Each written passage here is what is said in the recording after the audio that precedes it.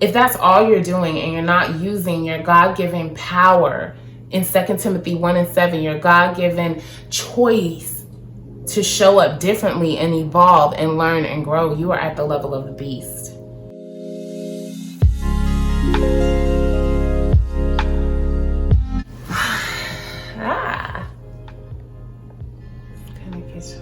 Straight. Hey, what's good, y'all? It's the girl, Miss Mystical Rose, and if it's your first time stopping by, I create content to basically support you in creating peace in your own life, as well as constructing heaven on earth for yourself. If that sounds like your type of party, go ahead and subscribe. If not, no hard feelings. Let's get into the video. Well, in today's video, I was drawn to talk about the mark of the beast. There are a lot of people who believe that this whole jibber jabber situation is the mark of the beast, and it kind of is, but it's mostly not. What is the mark of the beast? Well, in order for us to understand that, let's understand what beasts do.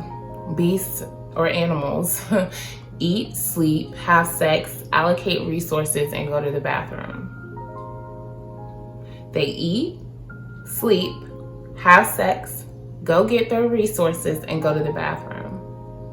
So if you are living your life and all you're doing in your life is eating, sleeping, going to get money, going to the bathroom, and fornicating, even if you're not fornicating, if you're not having sex, whatever.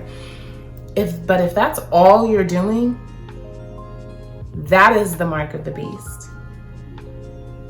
Because at the end of the day, what we must understand is that we incarnate here and we're born to grow, to learn. Okay, we're here to experience. And you know, there's a Luciferian energy that's actually dominating the church right now. And it's really sad because a lot of people who think that they're good with God are actually like, you know, they all right, but it's like, and the issue is not religion at all. The issue is how the information is being shared with the masses. And so the way this pops in with this jibber jabber situation is that 2 Timothy 1:7 teaches us the spirit of God that has been bestowed upon all of us. It's a spirit of three things: the Holy Trinity, love, personal power, and free will. So if you decide that you're going to surrender to the will of man and do that to yourself and get the jibber jabber jee, okay? If you decide you're going to do that, instead of submitting to the will of God and understanding that the weapon may form, but it will never prosper. If you choose to do that jibber jabber thing, you're completely neglecting the spirit of free will that you've been given. There's no authority higher than God. Not even your boss. Your boss is your boss is just nothing more than a vessel for your blessings, but your boss is not a blessing. Your job is not a blessing. God is the blessing, and God uses situations to bless us. And I completely get, like, it's very hard to understand what I'm saying right now, but at the end of the day, the mark of the beast is less about an actual mark. I know when we watch these movies, a lot of times it shows, like Damien, for example, shows it's like an actual person. It's an energy. That's what we have to be mindful of, is it is an energy. And it will sneak up on you. And it's really sad because a lot of people in the church are actually wearing the mark of the beast. A lot of people in the church are embodying a Luciferian energy. What is a Luciferian energy? A Luciferian energy is one that is overly religious. See, you came here to experience. And a lot of us are not serving God and worshiping God out of love. Y'all, I cry I be trying to like hold it together, but I cry like almost every other day at just the love that God has shown me and the ways that God has shown me who I am, why I came here, and also just led me through experiences. And the fact that I even get to still know God after all the wrong turns, not even wrong turns, but just after dancing in hell with a few demons, God still allowed me to know God and understand God for myself. See, a lot of us, especially in the church, and I grew up in church, a lot of us in church are afraid to experience life. We're afraid to go out and do things in the world because we're afraid that the demons are more powerful than our knowledge of God, because a lot of us are just reading the Bible and not actually able to apply it. We're not actually understanding for ourselves and knowing God. The way you transcend believing in God to knowing God is through experiences, but we've been so indoctrinated by dark, evil forces that somehow, somewhere, we decided that the only way to know God was to be super religious and to not experience life and to worship God because we're afraid of going to hell. If you go to church every Sunday because you're afraid to go to hell, you're already there. I should be able to tell that you are a child of God, not by anything to do with what you wear, where you go every Sunday. I should be able to tell that you are a child of God by how you show up in the everyday world, by how you overcome your own adversities. I should be like, it kills me that it'd be like it'd be people who really be like, Jesus, God, Jesus, and they completely neglect the three simple things that are of the Spirit of God. I know someone, for example, who's like, oh, I'm just going to be mediocre. I'm going to be obese because, we all have problems. When 2 Timothy 1:7 tells us that the Most High and God gave us a spirit of three things: love, personal power, and free will. You are completely ignoring your God-given spirit of free will and personal power when you decide to exist in a mediocre state. When you decide not to work on yourself, when you decide not to evolve, not to grow, not to learn, when you decide that it's this or that instead of this and that, when you decide to view when you decide to view the world through the eyes of man and you decide to succumb to the will of man, baby, you're marked. At that point, the only thing that separates us from animals is our ability to evolve. It's our ability to reflect. It's our ability to turn salt into sugar with the help of God. It's our ability to turn wounds into wisdom. But there's so many of us, especially in the church, who are afraid to experience life and get wounded because we're afraid we won't be able to come back from it because we only believe in God and we don't actually know God. You've created this over-religious bubble around yourself and you haven't even experienced life and put yourself in situations to experience God. And it's really interesting because the people who really need your support the most are people who have been at the bottom. But you can't relate to them because you haven't been at the bottom. All you've been is at the top on your pedestal, wagging your finger. Back to 2 Timothy 1:7, God gave us the spirit of love. And what is love? I don't recall the specific Bible verse. It may be 2 Corinthians, but love is patient. But every time you drive, you want to get road rage. But you're Christian? That right there is mediocrity that you're settling for. Every day we wake up is an opportunity to show up in love, use our free will, and exercise the personal power that have been bestowed upon us through the Spirit of God. We were made in God's image. We are able to be co-creators in our own evolution. You don't have to be an impatient person. You choose to be. You don't have to be overindulgent. You choose to be. God gave you a spirit of free will and personal power. And if you're choosing not to use those spirits that have been given to you, that's your business. But just understand that you're not serving God when you do that.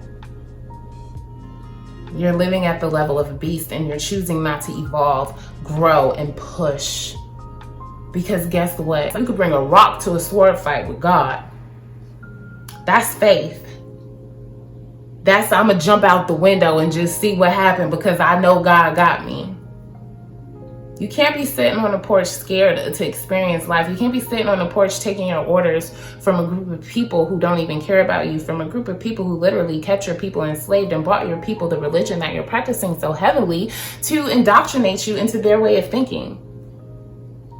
The thing about religion is that it's great. It's a wonderful resource. It just hasn't been shared with us in the correct way. And it's very important that we begin to understand for ourselves that just strictly building our lives off of the Bible, just strictly living our lives based on how church is being taught now, the traditional way, by strictly deciding, oh, it's this or that, instead of this and that. By limiting ourselves and keeping ourselves closed-minded, we are failing to expand.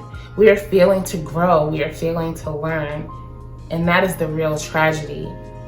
That is the mark of the beast. We are here to move in love. What is love? Love is patient.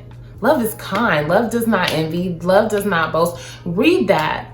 Read that Bible passage, and every single day, show up using your personal power and your choice, because you have a choice. Just because somebody gives you salt don't mean you got to give them salt. If somebody gives me salt, baby, I'm dousing you in sugar. When we meet the salt with the sugar, we have the potential to turn that salt into sugar, which is what we are. We have the ability to plant a seed. When someone comes at you and is being rude or is being some type of way, and you choose to ignore it and truly show up in love because you understand that we all go through things, and you have compassion for your fellow man and where they may be in their journey, when you choose to show up in love, you're planting a seed in that person who is showing up in salt. When you show up with sugar, you are planting a seed. And later on, they're going to be like, wow, like I feel bad about how I responded. And they're going to start to eventually strive to be more like you. But in essence, this is not the mark of the beast. The mark of the beast happens when you completely ignore your God-given spirit of personal power and free will.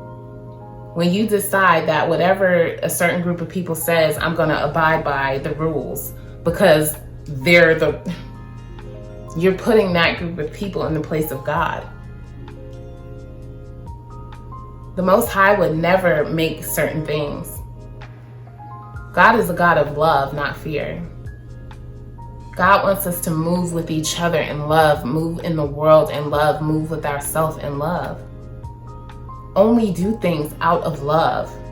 Go to worship the Most High out of love. If you want to do that, do it out of love if you can find it. But I'm going to let you know right now, that ain't nothing from the Most High. But that's not the mark of the beast. The mark of the beast is when you're choosing to live on the level of an animal, and you're choosing to only eat, sleep, have sex or not have sex. That's an optional one. But you're eating, you're sleeping, you're allocating resources, and you're going to the bathroom.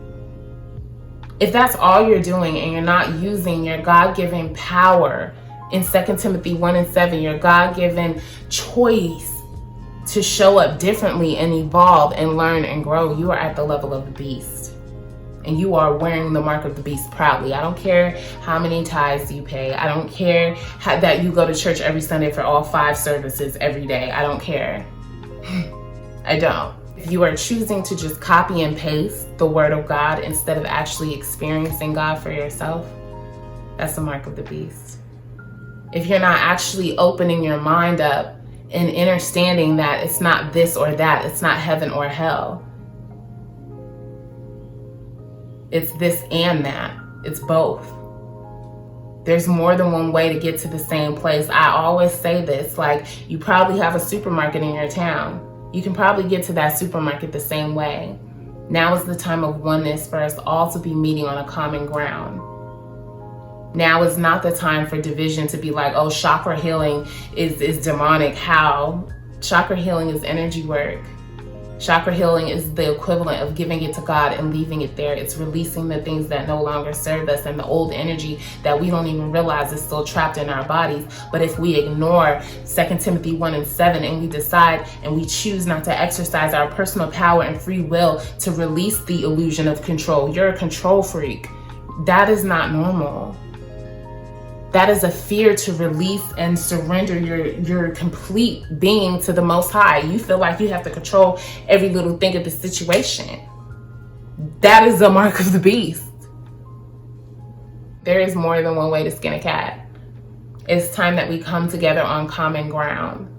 Because at the end of the day, all these different religions, philosophies, all the ones that are even worth your energy are pointing to the same thing. And it is unconditional love, regardless. Unconditional love. It's loving the demons and the angels, because the demons are just fallen angels. And we are all one in the kingdom of the Most High. Let's be clear. Okay? So, My hope is that I was able to create a new understanding within you, or at least bring your awareness to some things, and fingers crossed have you reflect on some things in your own everyday life, because that's what I came here to do. This is what I was born to do. I was born to support as many souls as possible on this life journey, because the Most High has given us everything that we need to be co-creators in our own peace, happiness, and heaven on earth. And I just want to support you in doing that. So I really appreciate you stopping by to hang out. That's all I have for today's video. I will see you in the next one. Make sure you like, comment, share if you care, subscribe. And yeah, love you. Peace.